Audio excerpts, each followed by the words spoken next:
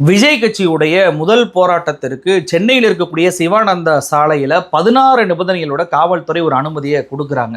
இந்த 16 நிபந்தனையில் மிக முக்கியமான நிபந்தனை என்னன்னு கேட்டீங்க அப்படின்னா, பொது சொத்துக்கு எக்காரணம் கொண்டு சேதம் விளைவிக்க கூடாது அப்படின்றதான். இந்த நிபந்தனையை சொல்லி அதில் கையெழுத்து வாங்கின பிறகு பார்த்தீங்க அப்படின்னா, நாங்கள் போராட்டம் பண்ணா ஆர்ப்பாட்டம் பண்ணா இப்படி தான் பொது சொத்தை சேதம் விளைவிப்போம் அப்படின்னு சொல்லிட்டு அந்த சாலையில் இருக்கக்கூடிய சென்டர் மீடியனாக இருக்கட்டும், செடிகளாக இருக்கட்டும், பேரிகேட்டாக இருக்கட்டும், எல்லாத்தையுமே அடிச்சு நொறுக்கிட்டு போயிருக்கு இந்த கும்பல். இப்படி சம்பவம் நடந்துருச்சு. இதை மீடியாக்கள் அத்தனையுமே ஃபிளாஷ் பண்ணா ஒரு நல்ல தலைவர், ஒரு பக்குவமான தலைவர் என்னங்க பண்ணுவாங்க? ஏன் இப்படி பண்ணீங்க? நீங்க பண்ணதுனால இன்னைக்கு கட்சிக்கு தான் கெட்ட பேரு, என்னை நோக்கி தான் எல்லாரும் கேள்வி கேட்குறாங்க. எனக்கு கெட்ட பேர் இல்லையா? எனக்கு கெட்ட பேர் ஏற்படுத்துற மாதிரி நீங்க நடந்துக்கிறலாமா? நம்ம மக்கள் மன்றத்தில் மக்களுக்காக குரல் கொடுத்து போராடும் போது இப்படியான மக்கள் சொத்துக்களை நம்ம சேதப்படுத்தலாமா? அது நியாயமா? நாம தானே மக்கள் சொத்தை பராமரிக்கணும், அப்பதானே மக்கள் நம்மளை மதிப்பாங்க அப்படின்னு சொல்லி தன்னுடைய கட்சி தொண்டர்களுக்கு, ரசிகர்களுக்கு விஜய் கண்டன அறிக்கையோ இல்லை கண்டன கடிதத்தையாவது வெளியிட்டிருக்கணுமா இல்லையாங்க? பொதுமக்கள் கிட்ட மன்னிப்பு கேட்டிருக்கணுமா இல்லையா? அரசாங்கத்துக்கிட்ட மன்னிப்பு கேட்டிருக்கணுமா இல்லையா? எந்த ஒரு அறிக்கையும் வரல, மன்னிப்பும் கேட்கல. ஆனா என்ன தெரியுமா பண்ணியிருக்காரு? தன்னுடைய தென் சென்னை மாவட்ட செயலரான வேல்முருகனை ராயபுரம் உதவி ஆணையர், மாநகராட்சியுடைய ராயபுரம் உதவி ஆணையருக்கு ஒரு கடிதத்தை அனுப்பி, இந்த மாதிரி நாங்கள் போராட்டத்தில் கலந்துக்கிட்டோம், சென்ட்ரல் மீடியன்லாம் நொறுங்கி போச்சு, இதை நாங்களே எங்கள் காசை போட்டு சரி பண்ணிக்கிறோம், எங்களுக்கு நீங்கள் அனுமதி கொடுங்க அப்படின்னு சொல்லிட்டு ரொம்ப தனாவட்டா காசு எங்களுக்கு இருக்குது அப்படின்ற திமிரை காட்டி ஒரு கடிதத்தை அனுப்பிக்கிறாங்க. நான் என்ன கேட்குறேன், காசு கொடுத்தா சரியாயிருமா? நாளைக்கே உங்களுடைய கட்சி தொண்டர்கள் ஒரு வீட்டை போய் எரிக்கிறான், ஒரு அரசாங்க பஸ்ஸை கொடுத்துறான் அப்படின்னா அதுக்கு எவ்வளோ செலவாகுது சொல்லுங்கள்? நான் காசை கொடுத்துறேன் அப்படி சொன்னால் விட்டுற முடியுமா? அப்போ நீங்கள் பண்ணது ஒரு குற்றம் அப்படின்ற உணர்வு கூட அந்த கட்சியுடைய தலைவர் விஜய்க்கும் இல்லை, அந்த தொண்டர்களுக்கும் இல்லை. காசு கொடுக்குறோம், வாங்கிக்கோங்க, சரி பண்ணிக்கோங்கன்றாங்க. ஏன் சென்னை மாநகராட்சியில் காசு இல்லையா? ஒரு சென்டர் மீடியன் அமைப்பதற்கு கூட அவங்கள்ட்ட வருமானம் இல்லைன்னு சொல்ல வரீங்களா? என்ன நோக்கத்தில், என்ன அடிப்படையில் நீங்கள் பேசிகிட்டு இருக்கீங்க? எந்த அடிப்படையில் இந்த கடிதத்தை நீங்கள் அனுப்புனீங்க? அப்போ உங்களுடைய கட்சி தொண்டர்கள் பண்ண அந்த குற்றச்செயலுக்கு யாருங்க பதில் சொல்றது? ஸ்டெயின்லெஸ் கம்பியில் உடைச்சிருக்கீங்க, அதை கூட சரி பண்ணிடலாம். அதுக்குள்ளே இருந்த செடிகளுக்கெல்லாம் எவ்வளவு தூரத்திற்கு தொழிலாளர்கள் உழைப்பை போட்டிருப்பாங்க. அந்த செடியை நட்டு அதை வளர்ப்பதற்கு, பராமரிப்பு பண்ணுவதற்கு எத்தனை தொழிலாளர்கள் மெனக்கிட்டு இருப்பாங்க, எத்தனை நாட்களாக இருக்கும். போற போக்கில் நாங்கள் போராட்டம் பண்ணுவோம், எல்லாத்தையும் பிரித்து மேய்ஞ்சிட்டு போவோம் அப்படின்னா என்ன அடிப்படையில் நீங்க எல்லாம் கட்சி நடத்துறீங்க அப்படின்ற கேள்வி வருமா இல்லையா? சென்னை மாநகராட்சி மேயர் இதுக்கு தரமான ஒரு பதிலடியை கொடுத்திருக்காங்க. AVK சார்பில் நடைபெற்ற போராட்டத்தில் சிவானந்தா சாலையில் தடுப்புகள்லாம் சேதப்படுத்தப்பட்டிருக்கு. இன்னைக்கு காலையில் அபிஷேக்ஸும் பார்த்துருக்காங்க. ஏதாவது ஆக்ஷன் எடுத்துருக்கோமா சென்னை மாநகராட்சியில்? அவங்க சரி பண்ணுறதுக்கு லெட்டர் எழுதியிருக்காங்க உதவிக்குடி. இல்லை, சென்ட்ரல் மீடியன் பொறுத்த வரைக்கும் மாநகராட்சி சார்பாக தான் அந்த கட்டமைப்புகள் செய்யணும். அவங்க சார்பாகவும் தெரிவித்திருக்கிறாங்க. எந்த ஒரு நிகழ்வாக இருந்தாலும், இது என்னவோ இருந்தாலும் பப்ளிக்கோட திங்ஸ் எதுவுமே சேதாரம் ஆகாத அளவுக்கு நடைபெறணும். அரசு கவனத்துக்கு விதிகளுக்கு உட்பட்டு நடவடிக்கை எடுக்கும். அதாவது பொது நிகழ்ச்சி நடத்துறீங்க அப்படின்னா மக்களுடைய சொத்துக்களுக்கு பாதிப்பு இல்லாம நடத்துதான் மரியாதையா இருக்கும் அப்படின்ற வார்த்தையை பயன்படுத்துறாங்க. உடனே என்னங்க, நீங்க அவங்க பண்றத காசை வாங்கிக்கிறீங்களா, பண்ண விட்டுருவீங்களா அப்படின்னு சொல்லி கேட்டா, ஏன் சென்னை மாநகராட்சி கட்டமைப்பு இல்லையா அப்படின்னு சொல்லி கேட்டுறாங்க. துணை மேயர் என்ன சொல்லிட்டாருன்னா, அரசு விதிக்கு உட்பட்டு நாங்க கண்டிப்பாக நடவடிக்கை எடுப்போம் அப்படின்னு சொல்லியிருக்கிறாங்க. இவங்க மேல கண்டிப்பா நடவடிக்கை எடுக்கணும். இவர் கேட்கிறாரே முதலமைச்சரை பார்த்துட்டு, சாரி வேணா நீதி வேணும் அப்படின்னு சொல்லிட்டு. இப்போ உங்களுடைய கட்சி தொண்டர்கள் இப்படி பண்ணியிருக்காங்களே, நான் என்ன கேட்குறேன் அப்படின்னா, நீங்க சொல்ற காசு எங்களுக்கு வேணாம், உங்களுக்கு தண்டனை வேணும் அப்படின்னு சொன்னா எப்படி இருக்கும்? அப்போ உங்களுக்கு ஒரு நீதி, முதலமைச்சருக்கு ஒரு நீதியா? இதுல அவர் சொல்றாரு, சிஎம் பதவி உங்களுக்கு எதுக்கு அப்படின்னு சொல்லிட்டு. உங்களுடைய தொண்டர்களை கட்டுப்படுத்த முடியல அப்படின்னா உங்களுடைய கட்சிக்கு நீங்க எதுக்கு தலைவரா இருக்கீங்க? உங்களுக்கு எதுக்கு அந்த தலைவர் பதவி? வெளியே வந்தா என்னுடைய தொண்டர்களை கட்டுப்படுத்த முடியாது அப்படின்னா எதற்காக வெளியே வர்றீங்க? உங்களுடைய தொண்டர்கள் சில ஆயிரம் பேரை கூட உங்களால் கட்டுப்படுத்த முடியல அப்படின்னா எப்படி நீங்க தமிழ்நாட்டை கட்டுப்படுத்துவீங்க? எப்படி தமிழ்நாட்டுடைய சட்டம் ஒழுங்கு நீங்க பேணி பாதுகாப்பீங்க? இதுல சாரி மாடல் சர்க்கார் வேற. அப்போ உங்களுடைய கட்சியை தமிழக அகராதியல் கழகம் அப்படின்னு சொல்லி வச்சா எப்படி இருக்கும் சொல்லலாமா? ஒரு போராட்டம் நடக்குதுன்னா முதல்ல இவருடைய கட்சி தொண்டர்களுக்கு எந்த அடிப்படை வசதியுமே இவர் பண்ணலங்க. ஒரு குடிநீர் வசதியா ஏற்பாடு பண்ணீங்களா? எல்லாரும் எங்க போய் குடிநீர் குடிச்சாங்க தெரியுமா? முதலமைச்சர் ஸ்டாலின் அவர்கள் திறந்து வச்ச அந்த குடிநீர் ஏடிஎம்முக்கு போய் தான் விஜய் கட்சியுடைய தொண்டர்களே போய் குடிச்சாங்க. தண்ணியே இல்லாம எத்தனை பேர் மயங்கி விழுந்தாங்க பார்த்தோமா இல்லையா? இதெல்லாம் ஒரு போராட்டமா? எதற்காக போராட்டம் பண்ணீங்க?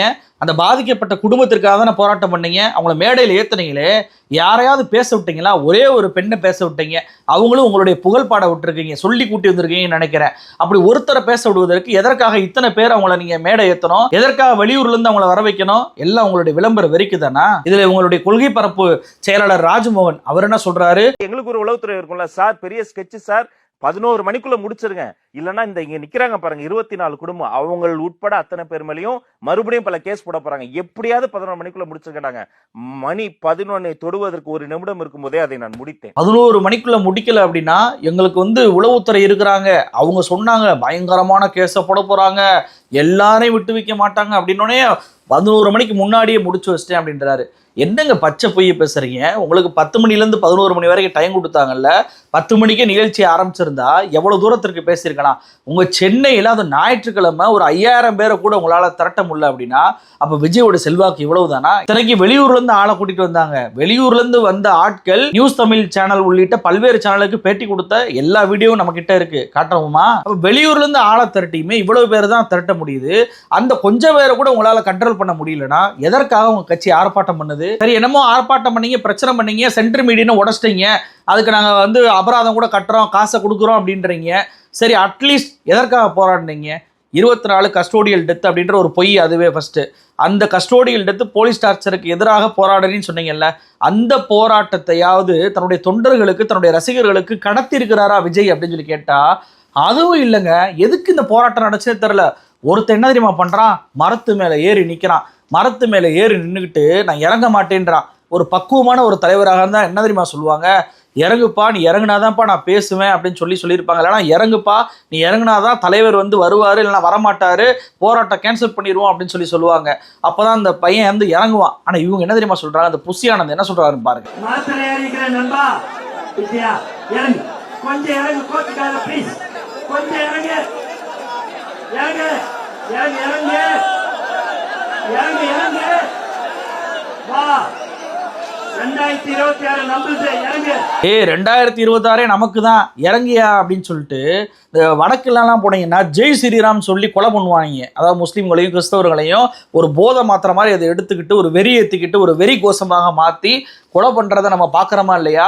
அது மாதிரி இந்த தாவேகா தொண்டர்களுக்கு ஒரு போதை டானிக் மாதிரிங்க. 2026 நம்ம தான், 2026 விஜய் தான், தளபதி தான் அப்படின்ற அந்த வார்த்தையை சொன்னால் போதும், உடனே வந்துட்டு இவங்க ஆர்ப்பரிப்பதை பார்க்க முடியுது. இதை விட கொடுமை, ஒருத்தர் என்ன சொல்றான் தெரியுமா? 6 மணிக்கே வந்துட்டவங்க, 11 மணி ஆயிடுச்சு, உட்கார வச்சாலும் பரவாயில்ல, போராட வச்சுட்டு இருக்காங்க அப்படின்றான். 6 மணி கிளம்பினவங்க டைம் ஆகுது பாரா, 11 மணி ஆக போகுது, 11 மணி ஆக போகுது, வெயில் அடிக்குது, போராட வைக்கிறாங்க. நாங்க என்ன பண்றது? வந்ததே போராட்டத்துக்கு தானே, அந்த போராட்டத்துக்கு கூட உன்னால கொஞ்ச நேரம் நிக்க முடியலையே, வெயில்ல கருகிறோம், எங்களை உட்கார வைங்க அப்படின்னீங்க. அப்ப நீங்க போராட்டத்துக்கு வரலையா? விஜயை பார்ப்பதற்கு, விஜயுடைய சினிமா ஷூட்டிங் நடக்குது, அதனால வந்து பார்த்துட்டு போலான்னு வந்தீங்களா? இதுல இன்னொருத்தர் போராட்டத்துல விஜய் என்னங்க பேசினாரு சொல்லுங்க அப்படின்னு சொல்லி மீடியாக்கள் கேட்கறாங்க. அதற்கு என்ன தெரியுமா பதில் சொல்றாரு? அவர் போராட்டத்துல வந்து நிறைய விஷயம் பேசியிருந்தாரு. என்னென்ன விஷயங்கள்லாம் பேசியிருந்தாரு? நான் சரியா கவனிக்கலண்ணா, சவுண்ட் சரியா கேட்கலண்ணா. இல்ல அதனால முடியல, இல்ல அதனால வெளில வந்துட்டாங்க. என்னது சரியா கவனிக்கலையா? அப்ப உங்களுடைய கட்சி தலைவர் பேசுவதை கூட நீங்க கேட்கலையா? அந்த கட்சி தலைவர் பேசியதை கூட உள்வாங்கலையா? எதற்காக போராட்டம் நடக்குதுன்னு கூட தெரியாம தான் இவ்வளவு தூரத்திற்கு நீங்க வந்து இந்த போராட்டத்துல கலந்துக்கிட்டீங்களா? இது மட்டுமா? இன்னொருத்தர் சொல்றான், விஜயகாந்தை விட்டான், இனிமேல் தளபதியை விட மாட்டான். விஜயகாந்த் எதிர்கட்சி தலைவரா நின்னாரு, அது மாஸ் வெற்றி கிடையாது. தளபதி வந்து நின்று 2026 ஹரியானால உட்கார போறாரு. எம்ஜிஆர் எப்படி 10க்குனே ஜெயிச்சாரா, எங்கால் வீட்டுல டீ சாப்பிட்டு அழகா ஜெயிப்பாரு.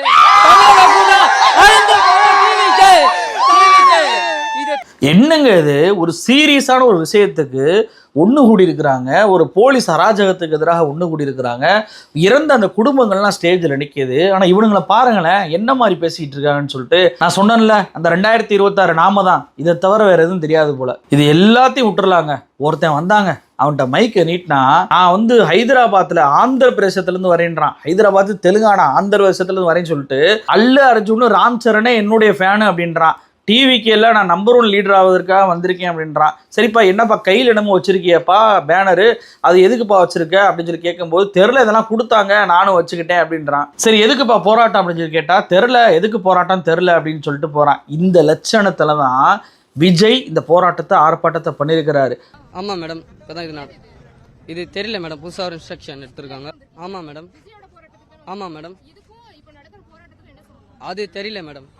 இதுக்கு தான் படிக்கடான்னு அடிச்சுக்கிட்டேன் பசங்கடா, அறுத்துக்கிட்ட முண்டங்கடா. இது எல்லாருக்கும் பொதுவாக கொடுத்துருக்காங்க, அதனால நான் என் கையில் வாங்கியிருக்கேன். குறைஞ்சபட்சம் ஒருத்தருக்கு கூட நம்ம எதற்காக இந்த போராட்டத்துக்கு கூடியிருக்கோம், என்ன நோக்கத்திற்காக இந்த போராட்டத்துக்கு கூடியிருக்கோம் அப்படின்ற ஒரு புரிதல் ஒண்ணுமே இல்லைங்க. இவங்களை சொல்லி என்ன பிரயோஜனம்? நேற்று வரைக்கும் கட் அவுட்டுக்கு பாலாபிஷேகம் பண்ணவன இன்னைக்கு போய் மக்கள் பிரச்சனைக்கு பேசு அப்படின்னு சொன்னா பேச தெரியுமா? பேச தெரியாதானா? ஏன்னா இவங்க கட்சி தலைவருக்கே தெரியாது. கட்சி தலைவரே மேடையில 3 நிமிஷம் பேசுறாரு, 30 பொய்கள் அளவுக்கு அடிச்சு விட்டு பொய்களை பேசிட்டு போறாரு. இந்த போராட்டம் மட்டுமா? இதே மாதிரிதான் முன்னாடி வக்ஃபு வாரிய மசோதாவுக்கு எதிராக போராடுறேன்னு சொல்லிட்டு புஷி ஆனந்த் வந்தாரு. அவர்கிட்ட பத்திரிகையாளர் கேட்குறாங்க, என்னங்க வக்ஃபு வாரிய மசோதா எப்படிங்க பாதிப்படையும் அப்படின்னு சொல்லி கேட்டா, அது பாதிப்படையுங்க அப்படின்னு சொல்லிட்டு அந்த மசோதா குறித்து ஒரு விஷயமே தெரியல. அந்த காவல்துறை வந்து அங்க அடையாள கைது பண்றாங்க, அதாவது அனுமதி வாங்காம போராட்டம் பண்ணிட்டாங்கன்னு. அந்த கைதுக்கு பயந்துட்டு தெரிச்சு விடுறாங்க தாவேக்காவுடைய தொண்டர்கள். இதே மாதிரிதான் இந்த போராட்டத்திலையும் பாத்தீங்கன்னா காவல்துறை அராஜகம் ஒழிக, காவல்துறை ஒழிக அப்படின்னு சொல்லி கோஷம் போடுறான். ஒரே ஒரு போலீஸ் வர்றாங்க, வந்தோனைய கோஷம் போட்ட மண்டபத்துக்குள்ள தெரிச்சு விடுறத பார்க்க முடியுது. இப்போ போலீஸை எதிர்த்து பேச, போலீஸை நேருக்கு நேர் ஃபேஸ் பண்ண கூட உங்களுக்கு திராணி இல்லை, தெம்பு இல்லை, பயமா இருக்கு. அப்படின்றப்ப நீங்கள் எல்லாம் போராட்டத்துக்கு வந்து மக்கள் மன்றத்தில் என்ன சாதிக்க போறீங்க? ஆனா கெட்டதுலயும் ஒரு நல்ல விஷயம் என்ன தெரியுமா? சென்னையை பொறுத்த வரைக்கும் போராட்டம்னாவே வள்ளுவர் கூட்டத்தை தாங்க கொடுப்பாங்க. இந்த கோமாளி கும்பலுக்கு மட்டும் வள்ளுவர் கூட்டத்தை கொடுத்துருந்தான்னு வச்சுங்களேன், இன்னைக்கு பல கோடி ரூபாய் மதிப்பீட்டில் வந்துட்டு வள்ளுவர் கூட்டத்தை புதுப்பிச்சிருக்காங்க தமிழ்நாடு அரசு. நாசம் பண்ணியிருப்பாங்க. அந்த வகையில் தமிழ்நாட்டுடைய காவல்துறைக்கு நான் நன்றி தெரிவிச்சுக்கிறேன். நான் வைப்பதுனா ஒரே ஒரு கோரிக்கை தான், பொது சொத்துக்கு சேதம் விளைக்க கூடாது அப்படின்னு சொல்லிட்டு நிபந்தனைகளை கையெழுத்து போட்டாங்க தெரியுமா, அவங்க மேலே எஃப்ஐஆரை பதிவு பண்ணணும். குற்றத்திற்கு என்ன தண்டனை, நீங்கள் சரி பண்ணுவீங்க சரி பண்ணாமல் போவீங்கன்றதெல்லாம் பிரச்சனை கிடையாது, அது சென்னை மாநகராட்சி பார்த்துக்கிறோம். பொது சொத்துக்கு சொன்னபடி நடக்காமல் சேதம் விளைச்சதற்காக விஜயுடைய தொண்டர்கள் மீதும் அதை தடுக்காத விஜய் மீதும் அந்த நிகழ்ச்சியை ஒருங்கிணைத்த அத்தனை பேர் மீதுமே எஃப்ஐஆரை காவல்துறை பதிவு பண்ணணும். ஒரு தடவை நீங்கள் நடவடிக்கை எடுத்தால் தான். நீங்கள் பரிதாபப்பட்டு சின்ன பசங்க அப்படின்னு சொல்லி விட்டீங்கன்னு வச்சுக்கோங்களேன், ஏற்கனவே தாவேக்கா மாநாடு அக்டோபரில் நடந்துச்சு. அப்போவே பார்த்தீங்கன்னா அத்தனை சேரையுமே அடிச்சு நொறுக்குனானுங்க. இந்த மீட்டிங் வந்து பார்த்தீங்கன்னா கொடி கம்பிகளை கான்ட்ராக்ட் எடுத்துக்கிறாங்க ஒருத்தர்கிட்ட. அந்த கொடி கம்பிகளை நொறுக்கி இருக்கிறாங்க, உடைச்சிருக்கிறாங்க, நெளிச்சிருக்கிறாங்க. சில கொடிக்கம்புகள் 100க்கும் மேற்பட்ட கொடிக்கம்பிகளை காணா, கொடியை கிழிச்சு போட்டிருக்கிறாங்க. அப்போ அவருக்கு மிகப்பெரிய ஒரு சேதாரத்தை ஏற்படுத்தினாங்க. அரசாங்கத்திற்கு தனி சென்ட்ரல் மீடியனை டேமேஜ் பண்ணது, அதே போல் செடிகளை வந்து பிச்சுட்டு போனது, பேரிகேட்டை வந்து நொறுக்கி விட்டது அப்படின்னு சொல்லிட்டு அரசாங்கத்துக்கு தனியாக ஒரு டேமேஜ். இப்போ நீங்கள் இதை தடுக்கலை, பாவம் சின்ன பசங்க போயிட்டு போகட்டும், அந்த அபராதத்தை வசூலிட்டு மட்டும் விட்டுருவோம் அப்படின்னு சொல்லிட்டு நீங்கள் நினச்சிங்கன்னா மறுபடியும் போராட்டம் பண்ணும்போது இதே மாதிரி தான் பண்ணுவான். ஏன்னா விஜய் வந்து கண்டிக்க மாட்டார். தன்னுடைய தொண்டர்கள் இது போன்று பண்ணுவது அவருக்கு வந்து பெருமையாக இருக்கா என்னன்னு தெரியல. ஏற்கனவே ரோஹிணி தேட்டர் அடிச்சு நொறுக்கினதுக்கு அறிக்கை விட்டுருக்கணும், அதை பண்ணலை. தாவேக்காவுடைய மாநாட்டில் சேர உடைச்சதுக்கும் பண்ணலை, இப்போ இந்த போராட்டத்துக்கு பண்ணலை. அப்படின்னா இவர் எந்த போராட்டத்துக்கும் வெளியே வந்து எந்த ஒரு மீட்டிங் பண்ணாலுமே அதில் சேதாரம் நடக்கும்போது எந்த வாயுமே இவர் திறக்க போவது இல்லை. அதனால தமிழ்நாடு அரசு, தமிழ்நாட்டுடைய காவல்துறை, குறிப்பாக கமிஷனர் அருண் அவர்கள் இந்த விஷயத்தில் தீர்க்கமான நடவடிக்கை எடுத்தே ஆகணும். ஒரு முறை நடவடிக்கை எடுத்தால் மட்டும்தான் அடுத்த போராட்டம்னா வருவதற்கு பயப்படுவான். ஆகா அப்படியே வந்தாலுமே நியாயப்படி ஒழுங்காக நின்று வாழை சுருட்டிட்டு போயிடணும் அப்படின்ற அந்த எண்ண ஓட்டம் இருக்கும். இல்லைன்னா இதே மாதிரி தான் குரங்கு சேட்டைகளே பண்ணி கொண்டே இருப்பாங்க. பொது சொத்துகளுக்கு சேதம் வந்துக்கிட்டே தான் இருக்கும். அதனால தயவு கூர்ந்து இந்த காசு திமிரோட பேசக்கூடிய இவர்களுக்கு சரியான பாடத்தை தமிழ்நாடு அரசும் தமிழ்நாடு காவல்துறையும் சென்னை மாநகராட்சி கொடுக்கணும் அப்படின்றது தான் என்னுடைய எல்லோருடைய வேண்டுகோள். நன்றி.